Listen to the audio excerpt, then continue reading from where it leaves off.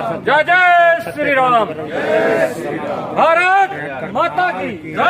भारत माता की जय। गौ माता की जय। जय जय श्री राम। जय श्री राम।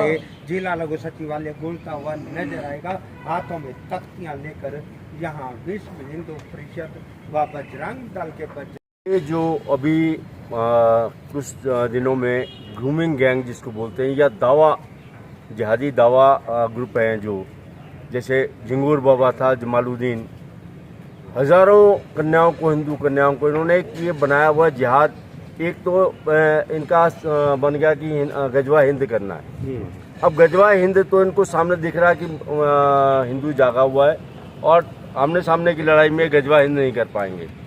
ये जो इनकी मुसलमान में बहुत ज़्यादा कट्टर जिहादी हुआ है, जो आपको दिखाई दिया टीसीएस में, टाटा कंसल्टेंसी सर्विसेज में आपको दिखाई दिया।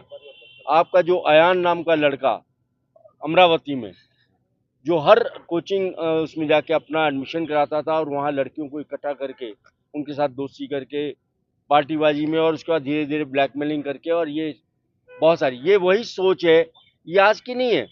ये अजमेर शरीफ में ख्वाजा के जो ये चेले चांटे हरामजादे हैं, जो खादिम कहे जाते हैं, उस समय हजारों लड़कियों ने आत्महत्या की थी जयपुर अजमेर साइड पर, लेकिन हिंदू नहीं जागा और ना अब भी जाग रहा है।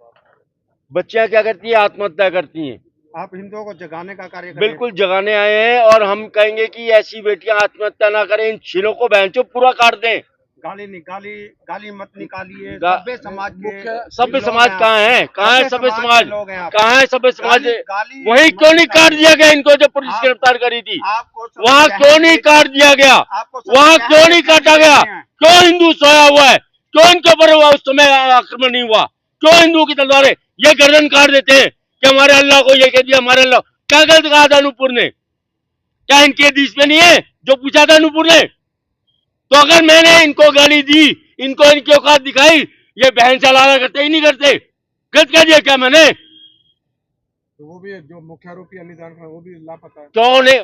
सब आएंगे। निदा इनकी एचआर थी निदा, और उसका लिंक मिला उसके साथ जो गुड़गांव हॉस्पिटल वाला कांड हुआ लाल किला पे। ये पूरा लिंक्ड है।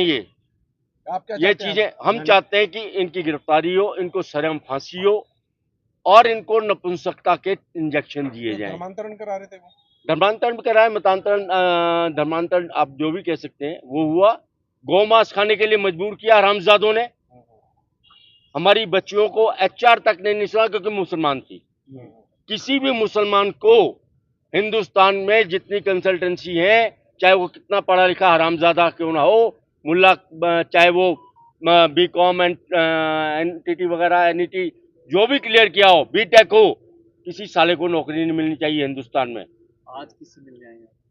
ये राष्ट्रपति के नाम जो ज्ञापन है महोदय के नाम, क्या मुख्य मांग क्या है ज्ञापन में? ज्ञापन में यही मांग है इन लोगों को गिरफ्तार किया जाए, इनको बिल्कुल कड़ी से कड़ी सजा मिले, फांसी की सजा मिलनी चाहिए। जो भी इन्होंने किया, फांसी से कम कोई भी सजा इनके लिए वो नहीं है।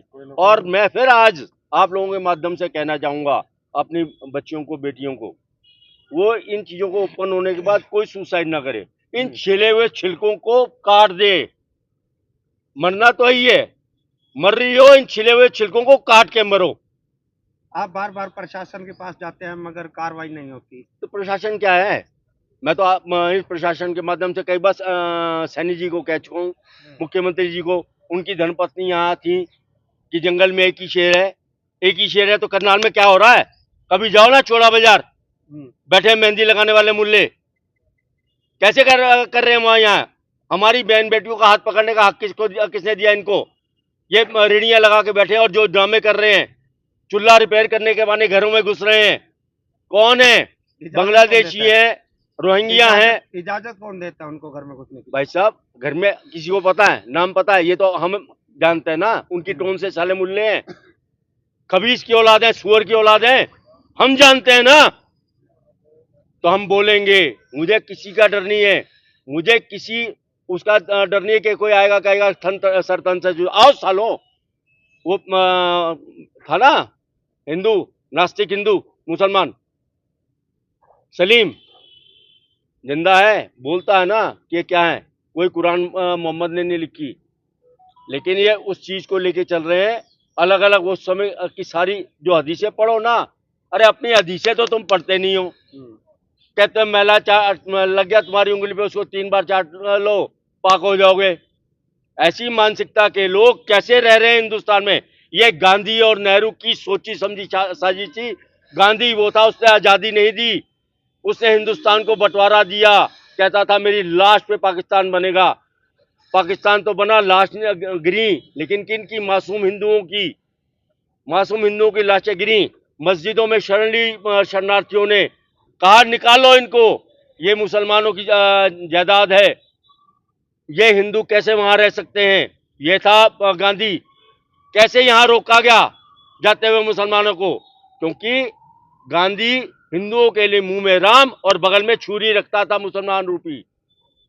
वो चाहता था अंत तक कि मैं मुसलमानों का मसीहा बनूं, और इसी मानसिकता को आज तक हम ढो रहे हैं।